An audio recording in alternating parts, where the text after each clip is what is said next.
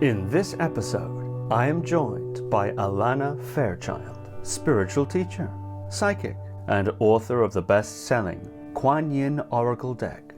Alana recalls her unusual childhood of Catholicism and folk spirituality, details her training as a psychic, and recounts her significant spiritual experiences. Alana shares her journey of academic excellence through law school, explains her career change to become a working psychic, and reveals how she created the best-selling Kuan Yin Oracle Deck. Alana also reflects on the relationship between Eros and spirituality, expresses her views on past lives, and describes her mysterious sense of connection to Kālī Mā and the Indian tantric tradition. So without further ado, Alana Fairchild. Alana Fairchild, welcome to the podcast. Thanks, it's so great to be here. Well, I'm so delighted to be speaking with you today. And I must say that when your team reached out about this interview, there was quite some excitement among my friends that you were going to be interviewed today. People said, "Oh, we love Alana Fairchild, particularly the Kuan Yin Oracle Deck, etc., etc." I'm sure you hear this every day. Oh, that's so nice. I mean, it could have gone the other way. They could have been like, "That mad Australian, what are you doing?" So that's really nice to hear. Well, they said that too. That makes more sense to me. So watch out for Alana Fairchild. Okay. She's a bit nuts, but hopefully in a good way. Yeah. Well, let's get to where all that sort of thing starts, shall we? I'd like to begin, if we might, with your childhood, the context of your upbringing.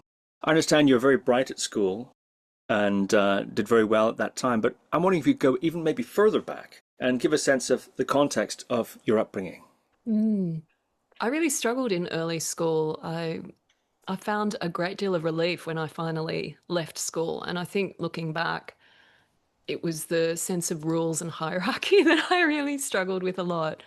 But going right back to earliest memories around childhood, I was raised in what to me felt very normal, but now having gained some perspective as an adult, I realised was perhaps quite fortunate and not particularly common. But it was a very multicultural society in Sydney. And although I was raised Catholic, we were extremely lax as Catholics. So we would have conversations about deceased relatives that'd be, hovering around and talking to various family members, and on the psychic level, and tarot cards and mediums and all these kinds of things. And we were pretty chilled about all of it. And then my friends throughout early schooling, really from kindergarten onwards, came from all different religious traditions and faiths. And my mother was very open-minded about it. So I'd spend time at their houses, I'd see their iconography, some of which became hugely influential on my path later on, even from that tender age, of 6 or 7 years old.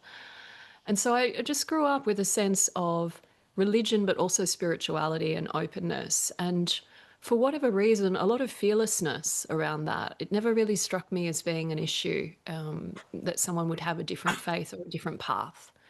So that was kind of part of it. And then apart from being a Catholic, I was always kind of this little pagan running around talking to trees and nature spirits. And growing up in Australia, there was a lot of time outdoors in parks and bushland and that kind of thing. So I had that kind of sense of, I like the way the poet Wordsworth describes it, the numinous, sense of the numinous, this kind of living spirit that's present in the natural world. I always felt it.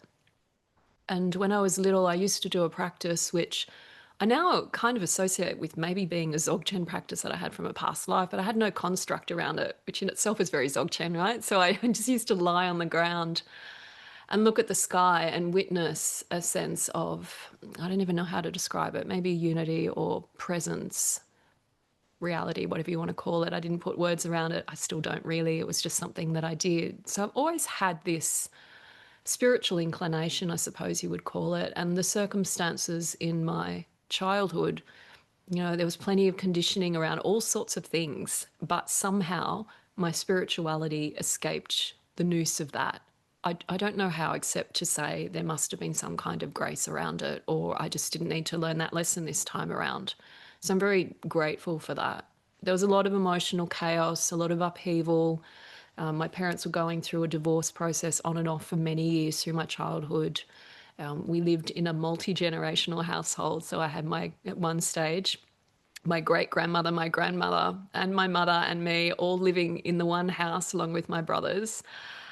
So it was kind of intense, emotional. There was a lot going on. I'm quite an introverted person, whether because of that or innately, I couldn't tell you, but I did withdraw a lot into this spiritual experience and this inner world. And I've never really lost that sense of connection with my interiority. It's something that fuels my creativity and my spiritual path, and it's just part of me. So that was kind of what was happening amongst the chaos of a very extroverted Australian, beach culture that I grew up with, and this quiet inner sanctuary at the same time.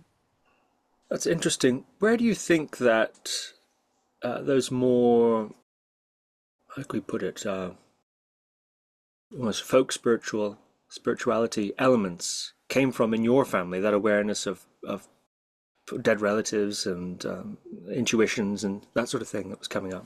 Was that cultural or? Probably a little bit. I have a very mixed background. So actually on my mother's side, there's Italian and Lebanese heritage. I feel there's likely more, but that's about as far back as they went. And so on the Italian side, so maybe that's a little bit cultural. I don't know. I think that psychic tendencies are probably beyond cultural confines, but there are certain cultures, particularly European, I suppose you would say, that have that as part of the matrix of that culture. So my great-grandmother, the story that we always heard about her is that she would live in another city far away. There was, at that time, no real communication beyond occasional phone calls, and you wouldn't hear from her for weeks on end. And then suddenly she'd just call up and say, "Who's sick?" Like she just had this thing that she would do and she would know.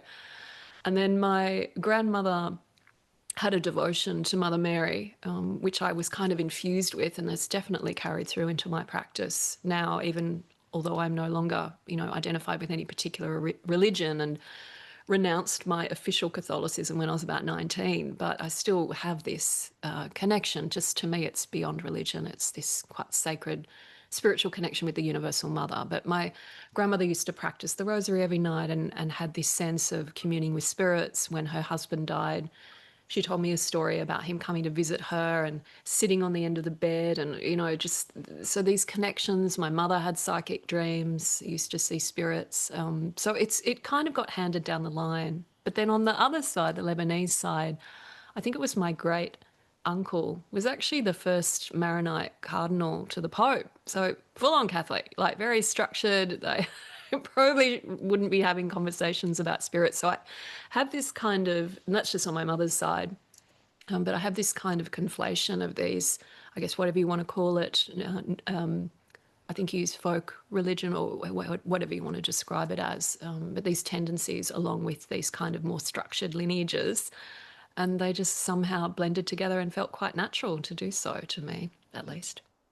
Gosh, so you come from quite an esteemed Catholic family in that regard, lineage-wise. Yes, yes. And I mean, goodness knows what they think of me and how I am now, because I'm pretty universalist, really non-doctrinal in so many ways. But yes, but also a long line of rebels. Like apparently my uncle he was the chief of the tribe in Mount Lebanon.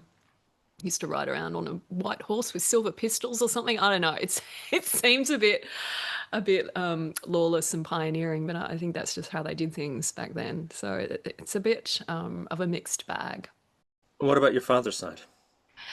He's more, so there's some European, there's Greek there if you go back far enough, but he's more on the, like there's Norwegian and English, Scottish. I think there's some Irish in there and some Welsh. And my aunt has actually done the whole family tree, and there was royalty in there actually. I think it was Irish, but I don't think that's particularly distinguishing. I think there are many people who have heritage with that. I think it's the Kings of Tara or something or other. But that heritage is a little bit more well-behaved and a little bit more dignified, except for some fellow who I think was a convict and got sent to Australia, or if he wasn't a convict, he was at the very least very shady. So I think, again, there's this blend of the kind of authority and then the ones that just kind of play by their own rules. Yeah, which I can kind of relate to on a personal level, a combination of both of those things, I think somehow seeped into my personality, but I try to make it work for me and to help people with it, freedom and permission to be authentic. Have you found ancestor work in that regard, I mean, looking into your actual ancestry, to be informative, useful? Has that been something that's played a part at all in your own journey? I actually resisted it for a really long time. I came from a family background that on one level was kind of rebellious, but on another level, and perhaps this is something that, anyone who's a little bit of a fringe dweller will understand this connection that can happen, or this apparent paradox where when you're not really anchored in mainstream society, or you feel like you're a little bit on the outer, the bonds that you can form with other people who are on the outer can actually be quite powerful. And navigating that so that it doesn't become constraining and it doesn't actually impede you and allows you to take advantage of what it is to be on the outer, which means a different perspective, a different way of being, a freedom to witness and to carve your own path. Like, there are difficulties with it, but there are benefits. So for me, I really didn't look at ancestor stuff for a long time, probably not until I was in my late 30s, maybe even well into my 40s, because I wanted to know who I was in and of myself. And I know we can't necessarily have that full conversation or that full realization until we weave in other aspects, but I also think you can do it prematurely. And I'd never identified on a cultural level with a particular nationality or race really at all. In fact, the last memory I had of ever really feeling that way was when I was, when was it? I can tell you, 1984. I was in 4th grade, and Australia, I think maybe Brisbane, was hosting the Commonwealth Games or something like that. And Australia had done something, won a race or something, and I felt national pride. And I think that was the last experience I had of that kind of very nationalistic, separatist kind of pride. And it's not that I don't love Australia, I do. I see its light and its dark. But I've since felt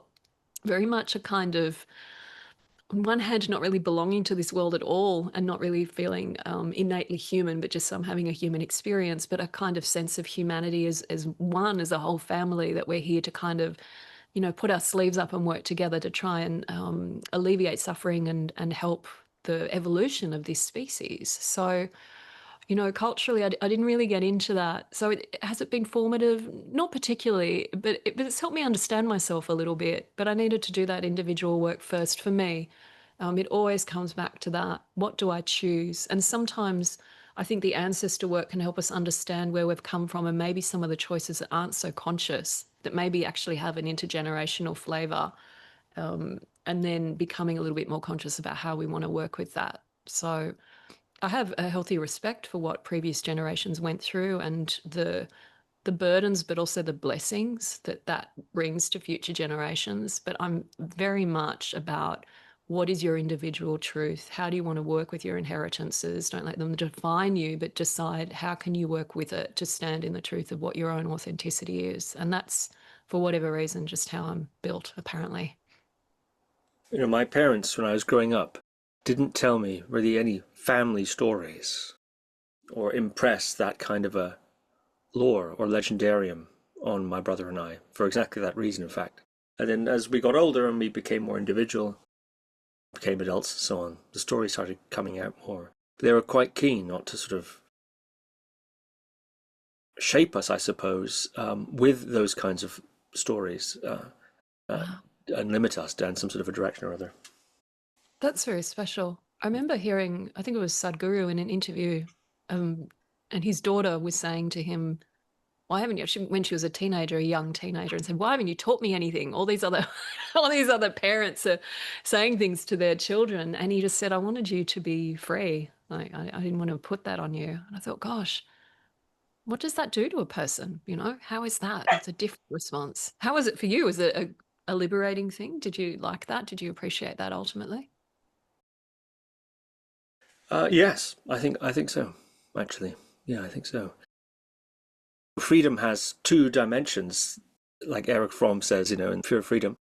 The freedom from and the freedom to.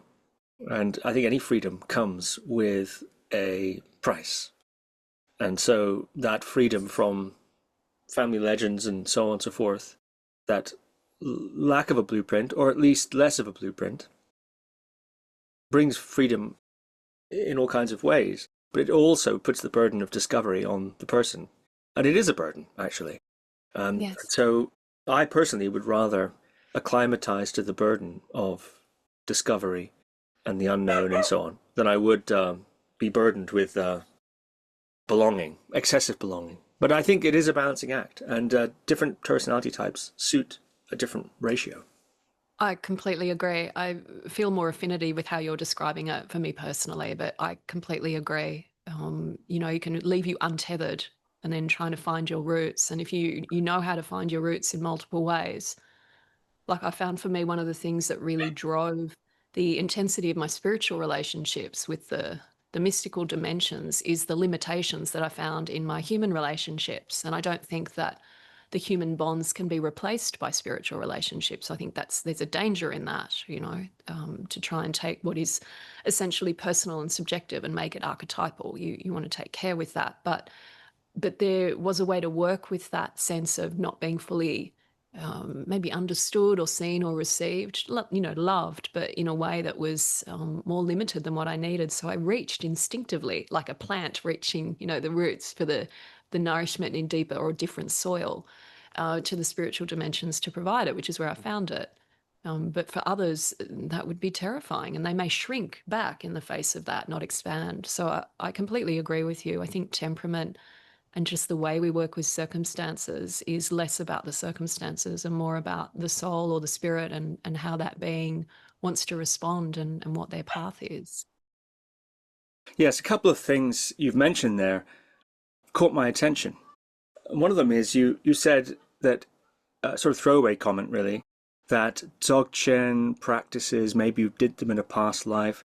You also talked about this time around, and you talked about souls and choosing and what you're going to be learning in this life and so on. So I'm curious, are we uncovering something of your sort of philosophy about your beliefs about that sort of thing? Are past lives important to you? Do you have a sense of soul journeys and coming back again and again, etc.? And if so, what is that sense? Yeah, I mean, it's definitely part of my, I don't know, my personal cosmology, I suppose. I do believe in reincarnation. I do believe in past lives. I sometimes have a sense of things that I've gone through, or I meet someone and sometimes have a sense of knowing them or recognizing them. Sometimes there are elements around that. But to be honest, I don't really focus that much on it because I actually believe that everything we need to be, what's the right, I was going to say spiritually functional to kind of do what it is that we've come here to do is provided to us within the context of this life. I think it would be rare that we would absolutely require information from another incarnation in order to process. And if we do, I have a fundamental belief in the benevolence and wisdom of the universe. So if we did need that, it would become known to us in some way, shape, or form, either repeated this time with different players or having a memory or whatever it might be. But that being said, I have this sense of context, future lives, what we're setting in place, what we're here to learn now, what we brought with us from the past. So yeah, it's not intentional that I say those things, but you have picked up on in a thread, yeah, in my view of what we are as beings. I think of us as spiritual beings having a soul-making experience over multiple incarnations in various dimensions, not only this world but beyond, and that we're kind of weaving these beautiful threads, like writing a spiritual song with the universe, with consciousness, and even maybe notes or melody lines in all beings are kind of part of this contribution to a greater symphony. I feel it's all connected and it's happening over a very grand scale, that's simultaneously profoundly unique and intimate and happening just once spontaneously, and at the same time has a bigger guiding story and narrative. And I think it's elegant and beyond our immediate comprehension, but occasionally I get glimpses or feelings of it. So I have a sense of depth and meaning that we are all participating in every moment. And it's just sometimes we're cognizant of it, and most of the time, you know, we're trying to grapple with, did I get the right thing at the grocery store, or, you know, how do I deal with the neighbor's dog, or whatever it might be. Just the things that we deal with whilst this incredible unfolding of spiritual journeying is happening simultaneously. And I kind of like that. I like that for us as human beings. We're, you know, having the mundane experience and these profound spiritual inner awakenings all at once. I think that's kind of cool. Did you connect much to your Catholic upbringing? I'm curious about that, if that informed you at all. Yes, I mean, I still do. I love God as it's just my context for it is not particularly religiously confined. And I still remember I was about 12 years old and in sixth grade, so it was the final year of primary school. We did a class. It was essentially like a small version of comparative religious studies. I loved it. I loved it.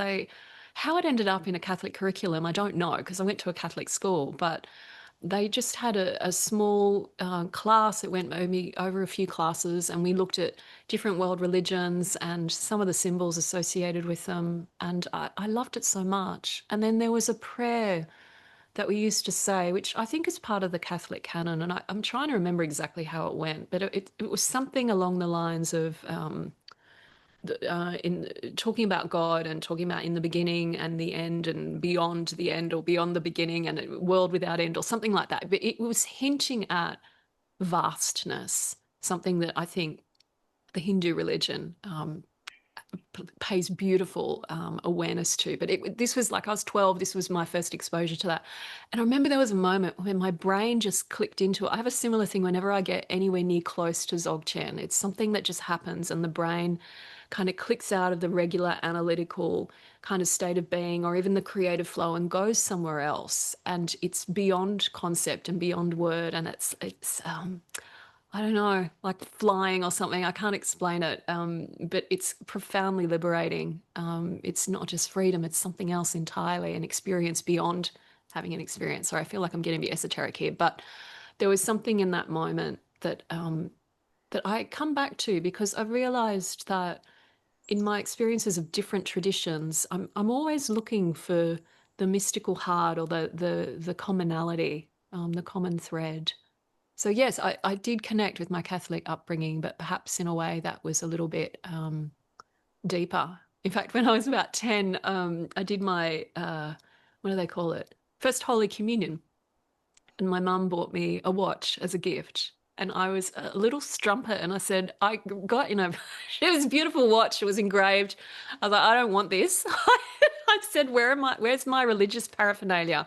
I wanted little religious cards of the saints and a prayer book and whatever. Maybe it cost $5, you know, this hundreds of dollars for this watch. But my mum was very kind, and she eventually gave me some rosary beads and a couple of little cards and whatever. And I was happy as Larry. I was like into that. So I think I always kind of had that sense of connection. And you know, water is water, whether you drink it out of a beer mug or a glass or a chalice or whatever. I wanted the water, and I had the capacity to recognize that the container was a functional thing. You might have a preference for one over the other, but it's the water that you're really wanting when you're thirsty. So yeah. This might be an odd question, but it's something. Bring it on. Were you ever tempted to become a nun? I think mystically oriented Catholics sometimes are drawn to that, what seems to be a distillation of a kind of religious orientation that can sometimes be projected onto, you know, becoming a nun or so. Yeah, no, I was like, boys, too much. I would have been a terrible nun. And even in spirituality, I always find it quite I have a very strong sense of Eros. I think I was more than likely a tantric practitioner, and it's just come through again. So I feel very comfortable with sexuality and spirituality, and the kind of they're distinct things in my view, actually.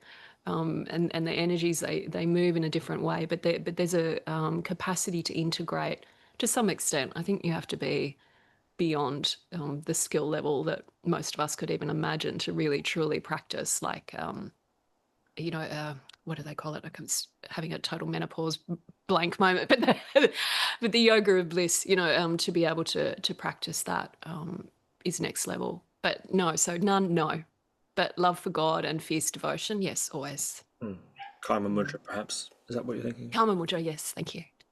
You said related but separate, these energies Yes. of sexuality and spirituality. Could you say something more about that? Yeah, I mean, you don't mistake orgasm for enlightenment. That's just, I mean, there are people that do that.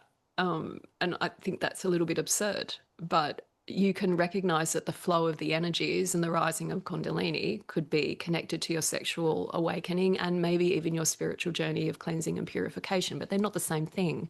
It's not bad. It's not necessarily opposing.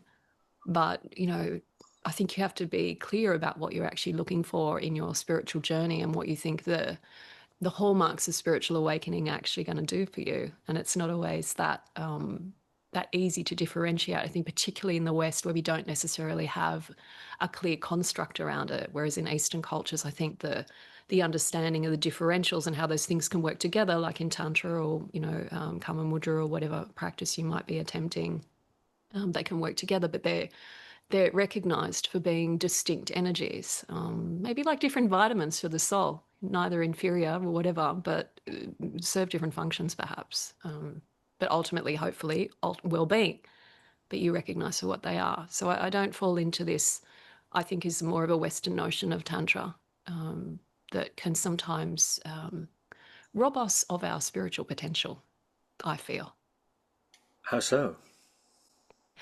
Well, if you think you've found it in having a sexually ecstatic relationship, and then you stop looking, I think that's robbing you of the next phases of your journey. Wonderful if you've found that and you can work with it consciously and it's joyful and it brings bliss into your life and it's a beautiful expression of your humanity that's awakened through sexuality and it's a sacred thing and it's all the good things. That's beautiful.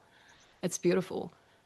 But then I would be looking at, you know, not allowing the intensity or the potential driving of desire in that, or the hunger or the craving or the addictive quality or whatever it is. It maybe those things are there, maybe they're not. But how do you work with that experience to then move to the next level of your spiritual journey? What do you do with the desire? How do you remain present?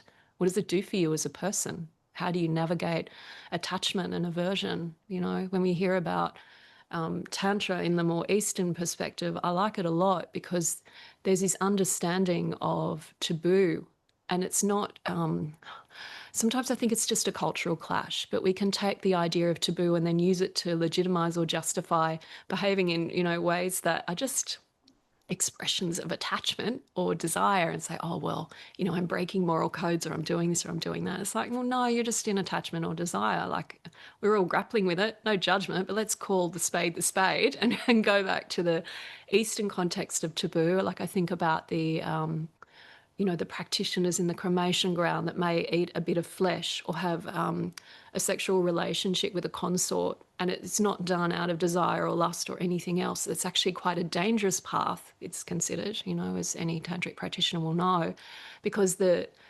ease of falling off the rails and kind of almost spiritually gaslighting yourself into what's happening, it's there.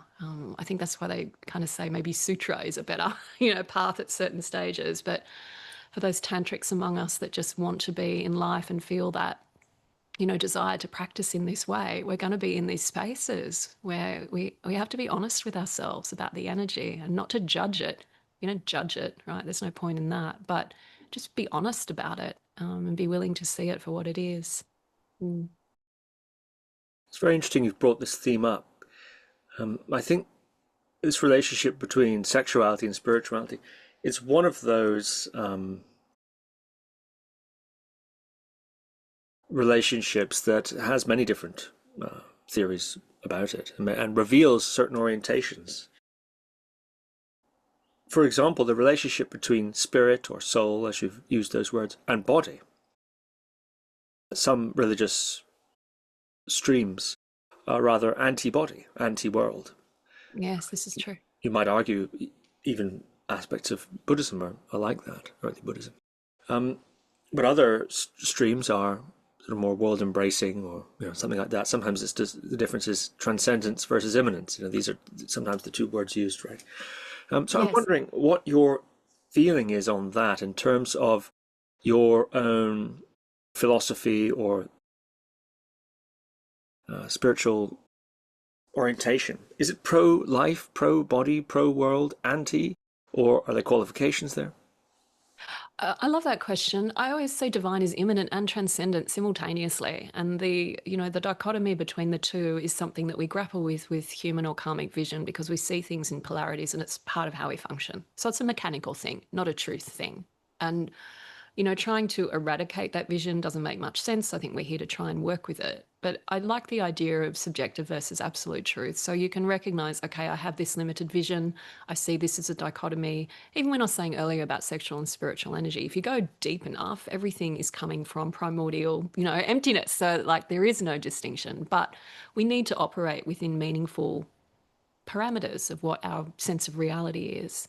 So I would say to me, when I hear you speak and the reflections, I totally get it. And it's funny because initially I was very put off Buddhism. I didn't really explore it until later. I explored Christian mysticism. I went full into paganism and Wicca, and I was very into that, and had a look. Then Hinduism, I was obsessed with it because it's just so theatrical, and it was like kindred spirit, the stories and the drama, and I was like, oh, this is amazing. And I loved the vastness, and the cosmic degree of it.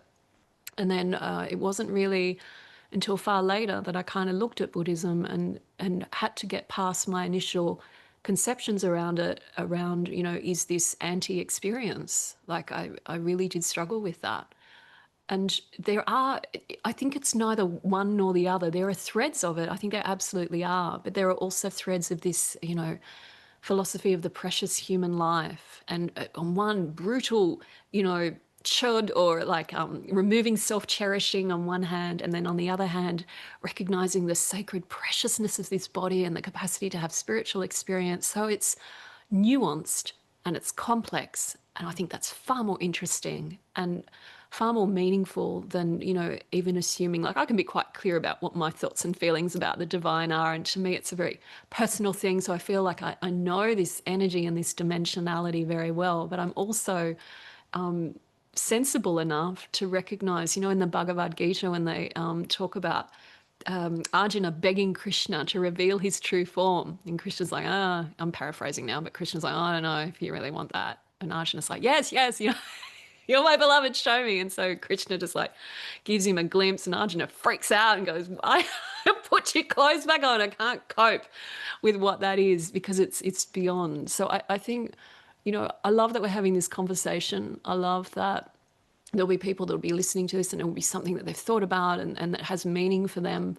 And at the same time, I love that it's, the true nature of all of this is totally beyond any of that. And it's the mystery. And I'm very pro mystery.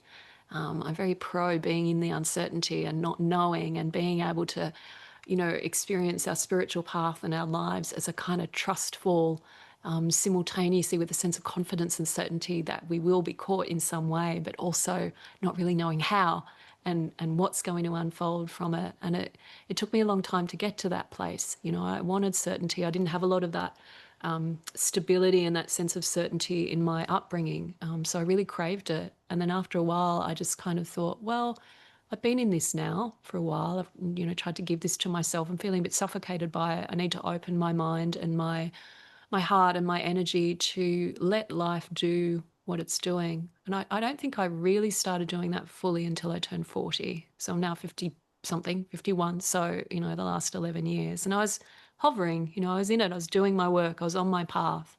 But that real sense of kind of dropping into the complexity of the human experience and the mystery, it took a while. Why 40? What happened then? I went to Byron Bay and got a tattoo.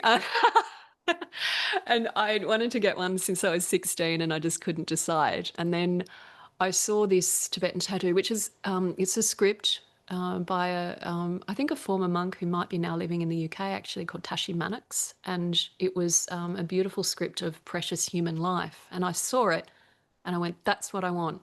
And I wanted it tattooed on the back of my neck. So on my 40th birthday, I went to Byron Bay, dragged a girlfriend along with me. It's beautiful blonde. She wore a white dress. I told her to bring a crystal singing bowl. So she had this massive white crystal singing bowl, and she carried us. I want you to play that when I'm getting my tattoo. So we looked around to find a tattoo parlor. It was all very spontaneous and random. And we found one called Sharky's Tattoo Parlor in Byron Bay. I know that tattoo parlor. Yeah, it's an institution. Anyway, so I said to the guys, do you mind if my friend plays the bowl? And they're like, this is Byron, you can do what you know. So they were cool with it. So she was playing a singing bowl, and then on my right, there was this fellow, very, very tattooed. So I figured he had good experience, and he was choosing the music that was going to play in the background because he was having a very long tattoo done on his leg. And so he had death metal playing. So he was on my right, and he said, just relax, you'll be fine, because it's my first tattoo. And my friend was playing the bowl. And as I was meditating through the pain, I had this experience, and I could feel the light rising from the bowl as my friend was playing. And it was all of the joy, the love, the sensuality, the beauty, the light, the freedom, all of the light aspect of human experience. And then from this very brave fellow on my right, I could feel the darkness, the physical pain, and the suffering, the fear, the hate, the anger, all of that aspect of human experience. And they were kind of cascading in like the yin and yang symbol, light and dark, in through the crown of my head, swirling around at the back of my neck where I was getting this tattoo. And I thought, this is what it means to have a human journey. And I was struck by the complexity of it and the apparent polarity, but at the same time, how it was connected, and you couldn't separate these things. And I thought, this is the mystery. And I felt like I was being asked to decide, will I accept this? It sounds strange to say by the time you hit 40, but I had really had this sense of existential terror from a very young age. I didn't really want to be here. My poor mother, it took her 3 days to get me out of out of her. It was like a shamanic experience for both of us. It took a long time. The labor was a long time. I really struggled with being on this planet when I was younger. The way that people treated each other, I could not understand. The lying, the rudeness, the meanness, the disrespect. It was unfathomable to me. So I had a lot of girl meets world and is wondering what the hell's going on and why is she here for a long period when I was younger, which also would have driven that strong spiritual instinct as a way to connect with what felt like sanity to me, what felt like truth. But in that moment, I felt this, and the tattoo was wrapping up and we're having this experience. And then I felt myself say, I will do it. I will be here. I will commit. I will drop into this journey in an even deeper way than what I have done. And that was the mystery, and I accepted it. So I think, I can't remember what the question is because I'm queen of tangents and I've gone off on some story, but that was important to me in that moment. Were the consequences of that acceptance immediate, or did it unfold gradually? I'm curious, what happened next? Yeah, both. So I started a house music dance band when I was in my 40s called the Divine Circus, and I loved it. So I did that. But then there was also gradual of just doing the work, this gradual work, which I feel is ongoing and is like lovingly tending a garden. I've had a few dreams where I've connected with Christ. Not often. He rarely speaks and says anything, but he always does something, some simple thing that has just oceanic levels of potential teaching and instruction. That's how I always know it's him, because of what comes out of that. And once I saw him as a gardener. He was just doing some gardening. And that, for some reason, gave me a whole series of instructions. And I think of human as just that tending to, the seed, the spiritual seed of our soul or our essence and what needs to happen. So I became willing to, and I think capable of accepting the darkness and the nature of the world and the nature of my own psyche and finding my own darkness and really kind of accepting that as part of the soul journey in a deeper way. I always had theoretically, but I think at certain times through certain experiences, we have meaningful leaps in capacity. I think of it like nature shows us this. We have those moments where the caterpillar becomes the butterfly. That's a distinctive change in orientation to the world. It's still the same being. How mind-boggling is that? But it's a significant shift. And I think for me, on an inner level, on a soul level, it was one of those shifts. So I was willing to kind of do the drudgery in a different way and to kind of accept it. And at the same time, open up because of that to a greater capacity for ecstatic experience. And it was grounded, it wasn't dissociated or escapist, it was very present. And the soul loves that. Oh my God, in my experience, the soul loves that. The authenticity and the wholeness. It thrives on it. It's rarely comfortable, but it does thrive on it. Yeah, so my life did change, both in the short term and longer term, and something that I feel like I wouldn't be where I am now, and in the depth of my practice where I am now, and in my own personhood and understanding of my life, and what I feel the human experience is, and the vastness of the spiritual dimensions now, if I hadn't have had that experience then. Because otherwise we wouldn't be here, we'd just spontaneously implode. Like, we need those strong roots and that deep kind of anchoring in the, whatever you want to call it, the feminine or the yin energy. We need something that's going to hold and contain all of that light, all of that luminosity, I feel. Otherwise we're imbalanced, we can't integrate it. That's interesting. I'm curious about that connection to the Tibetan iconography and imagery. Yes, there's something about it. It's funny, maybe because to me the body is so much in this heritage that's very different to that, so the ground of my being, the ground of the soul, is very much in this kind of European, Levant, like that, a little bit Scandinavian, but it's in that kind of dimension. And then the Tibetan aspect just feels like kind of the farther sky to that mother source energy. It's so different. And I went to Tibet. I had a dream of a lake, an incredible lake, and I felt it was so sublime. I didn't want to come back from that dream. And I got up in the morning, and I had this guidance in my head: Google Heavenly Lake. So I just Googled it, literally that. And it was Yamdrok, Yamso. It's an actual place. It popped up, and it was like a picture from my dream. Had ended up on Google somehow. And I was like, oh, I have to go.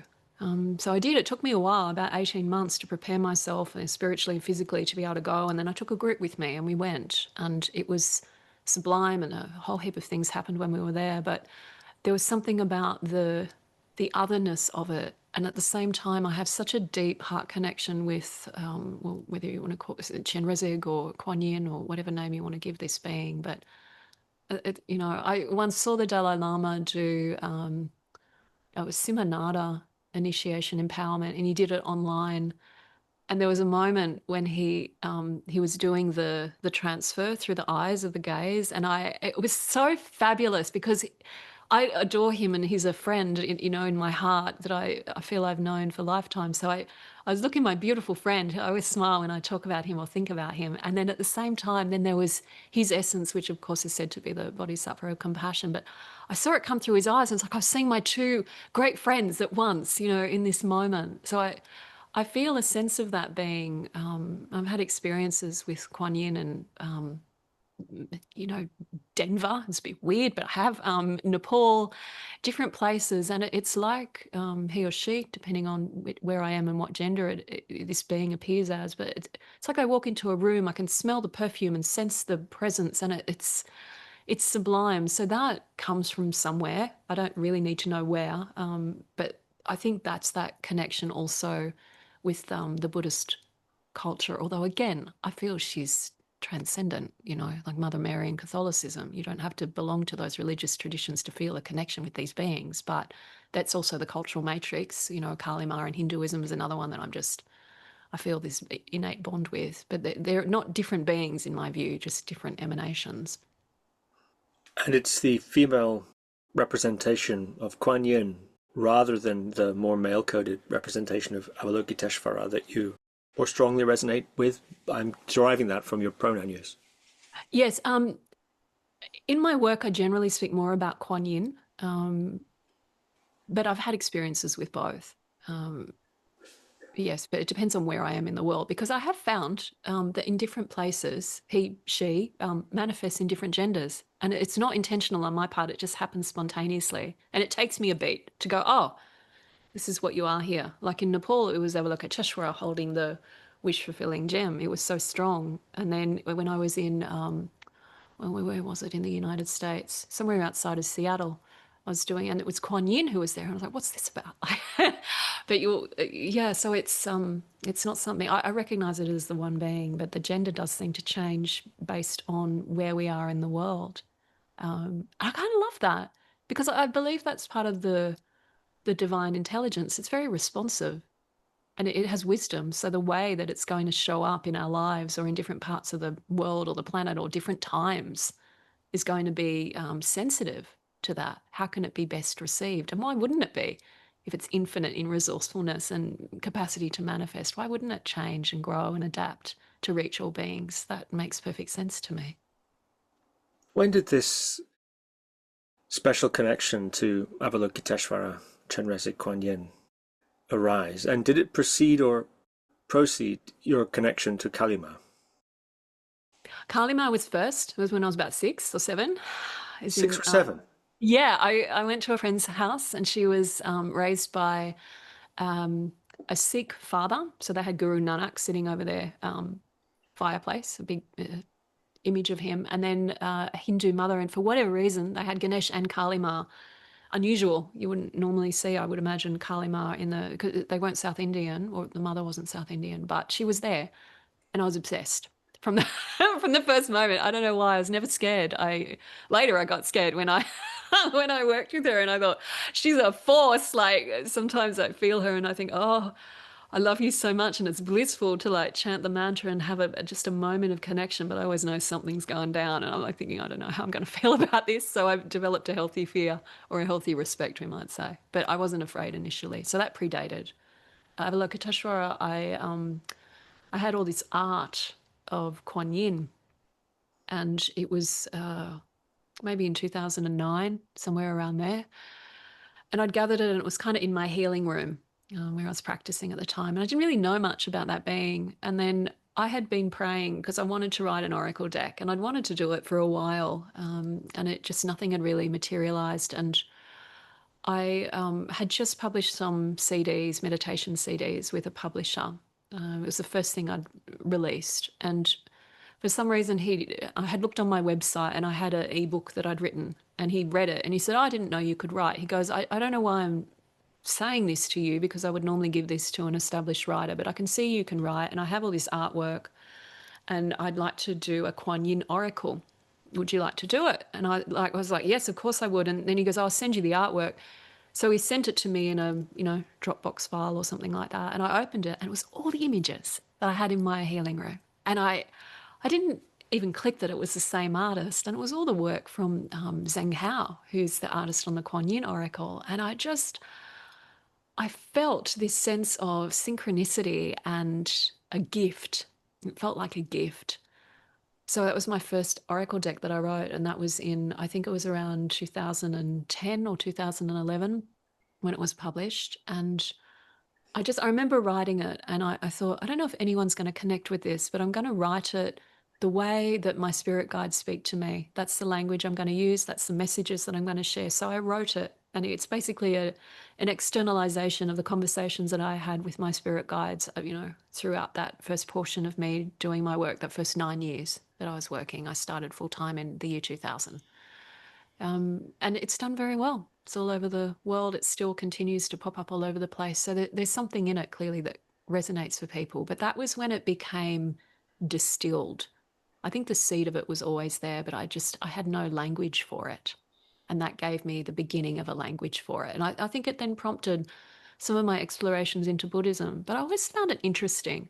Why did it happen then, and not X number of years later, after I could have given it a really Buddhist flavor because I had the understanding? So I'm working on a tarot deck now that's connected to Kuan Yin, and is attempting, I don't know if this is foolish or ambitious, but to integrate tarot, which I love, with some kind of Buddhist cosmology as well. So it's quite a task, but we're playing with it. But I thought, I've had Buddhist practitioners say to me, I've connected with Kuan Yin in a way through that deck that is different to how I would have connected through my traditional practice. And I thought, that's interesting.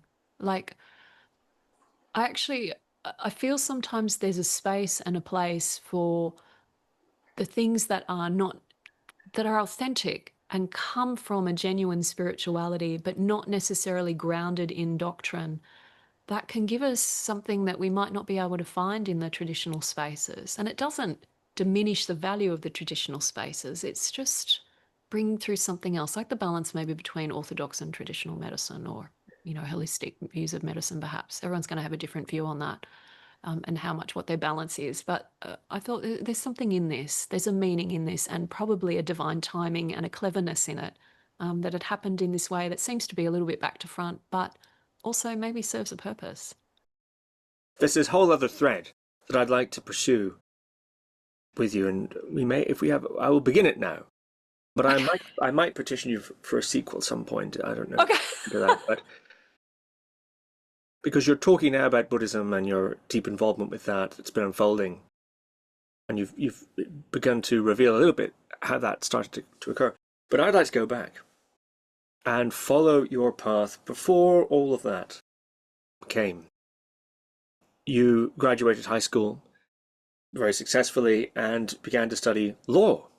Yes. And law is one of those disciplines where they say, don't they, that law is one of those disciplines where the people who are good with words and good with that side of things go into, if they're smart and they're bright and sort of funneled in that direction. And it sounds, from what I've heard you say elsewhere, that although you began to study law, it wasn't necessarily out of a sense of deep calling or passion for the bar, let's say. So I wonder if you might say something about that period of time, graduating high school. Why did you choose to go into law, and how was that process? I'm just laughing because it was the opposite of a deep passion or a calling. And I I nearly failed first year, even though I duxed my high school as a bright girl, but I had no interest in it. I went in it because I lacked the support that I needed socially, and I hadn't yet integrated personally enough of my authentic being to be able to do what I really wanted to do and what I was passionate about. So I went from a childhood where I was singing and dancing and performing and doing all these things to then suddenly getting through high school. I got all the grades as well because I just did that. I was very much performing academically too because I felt I had to. And then it was like, okay, now you're a grown up. Now you need to decide to do a real job. I got an exceptional mark in my leaving certificate, and I could have done the two highest things to do were either law or medicine, and I couldn't do medicine because I couldn't cut open frogs in biology. I just couldn't do it. Poor little things. I'd be trying to like liberate them from the lab. I just couldn't do that. And so I thought, well, I'm good with language. I like it. I like to read, so I'll do law. Disastrous thinking, really, but looking back, I mean, I had no passion for it. I hardly had any interest in it. It was a labour, not even a labour of love. But looking back, I sort of think, it did do something for me because I am very right-brained. And I think I nearly failed first year because at times, probably a little bit incoherent. You probably hear how I speak. I'm very tangential. I've got a bit of like neurodivergence happening. So there was something with law that really forced me to develop left brain capability with language, and I think has served me well in my capacity to express certain concepts that are quite vast and give them some kind of grounding in a language, which is not an easy thing to do, I feel. But I do it quite instinctively, and I think that helped.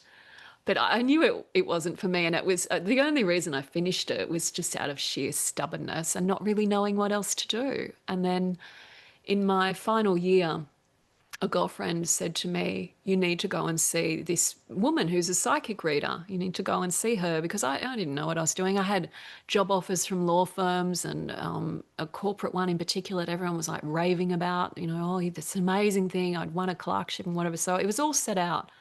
I still remember going to that interview with the legal partner and the HR person who was going to be, guiding my career. And I was fascinated because they sat me down. I was however old I was, early 20s. And they said, so here's what your life's going to look like. Here's what you're going to do this year. Here's what you're going to earn. This is who you're going to be working with, blah, blah, blah.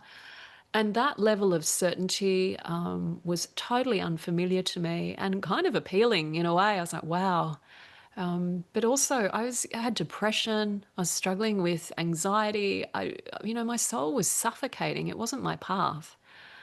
And then I went at that time, so I'd been given that job offer, and then I finally gave in to go and see this psychic reader that my girlfriend had been pushing me to see. And I sat down to have a reading with her, and she read this beautiful modality called Orosoma. And this was back in the 90s, and I don't even know if Vicky Wall had passed or not yet, but it was still in that very kind of pure form, and it was beautiful. And so she read the colored bottles and she was saying these things. And then she just said to me, you should be doing something like I'm doing. And this voice, I don't know, I'd never felt this voice before, but it came out of my mouth and I witnessed it and it said, I know. And my head was going, what is this voice and how does it know? But that was it. And then I finished my law degree. It was painful. I wanted to quit right up until the last 2 weeks, but I did the whole thing. I was editor of the law journal. I did all of it. And then I went and studied with this woman and learnt meditation and a little bit of psychic development, not for long, less than 2 years. I did some tarot classes with her and then I started doing psychic readings, and then I was just like, this is what I'm going to do. It's not going to stay like this forever, but this is what I'm going to do. And so I started, and then out of that, I had a couple of jobs. Had a couple of inelegant stumbles where I tried to go full time and I just wasn't quite ready. It took me about another 2 years. And then in the year 2000, I quit my job, which was working for a management consultancy, which I hated hugely. And then I called myself a baby psychic. So I just did psychic readings and somehow survived on that, living in Sydney, which is a very expensive city. But it eventually evolved, and I've been doing that for the last 25 years. It's a very different creature now than what it was, but that's how it kind of started. I wonder if you might say something about that less than 2 year study period. What sort of topics did you cover? And I've heard you say elsewhere that you took to it rather naturally. Yeah, I absolutely loved what this teacher brought through. I thought she was just amazing. And she was very inspired by the work of Rudolf Steiner, and that really still stays with me. Like even when we were talking earlier about the cosmology and the idea of the soul and the soul journey, that's all in Rudolf Steiner's work, and the concept of initiations of the soul, the water trial, the fire trial, this kind of thing. I really very much resonate with that and could perceive it. And then from that, I'm voracious. Like I like to read. I like to explore. I'm hungry for knowledge and things that will help me understand and give a language to what it is that I'm sensing, distill it and bring it forth and articulate it. So I studied all Western occultism, Alice Bailey, and then I somehow started channeling ascended masters. It sounds pretty random, but I was meditating, and I guess I was just in that time of being quite psychically open, studying with this teacher and doing, basic classes. She'd teach about the auric field and the soul versus the ego, and through this language of Rudolf Steiner largely. But then I found I was kind of having spontaneous personal experiences of names coming to mind, and then learning about those things, and then later reading Alice Bailey or Madame Blavatsky and seeing, these are beings, like these are beings that have been around for a while, and realizing there was a connection there, and that gave me confidence. And then I just kind of started to do my thing and trust it. I remember a girlfriend who is actually a very talented psychic, but she was always reluctant to do readings because she had this thing, what if I open my mouth and nothing comes out? And for whatever reason, I always feel like I'm going to open my mouth. I don't know what's going to come out, but there's going to be something. Like, so I always kind of had that sense of trust in the channel, and I still have that. I can rock up to teach a class. Sometimes I'm hugely prepared. At other times I feel like, no, I just want to sit down and see what happens, in the energy of that space. So I always trusted it. But that was the beginning. And I've really, although I don't feel a fixity of adherence to it, anytime I get too attached to a belief system, something will happen at a spiritual level to knock it out of my system. So now I relate a little bit more, I guess it's not chaos magic, but it's a little bit akin to that idea that you kind of put on a cloak or you put on a belief system and work with a paradigm because it's functional in that space and it accomplishes something. So it's a little bit more of that, I can work with this paradigm here, or I can work with this belief system here. I understand their truths, but not with a capital T. Like they're all pointers to that path, and I can work with them in that way. And provided I do that, it seems to keep everything kind of relatively clear and pure, and I'm able to tune in. And as long as I've got that sense of alignment, and nothing's, I think the moment you get attached to a system, you're shoving something in between the alignment, and then that stops the flow. So if I want the creative flow And the spiritual flow and the wisdom flow have to be willing to just go through that sometimes painful process of detaching. So I love those systems. I feel a deep bond, but I don't identify with them or claim to belong to them or be a teacher of any particular tradition. I don't.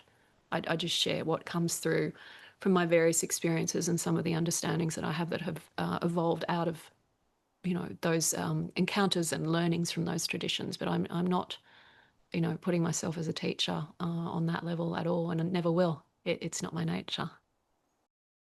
Did the manifestations of your psychic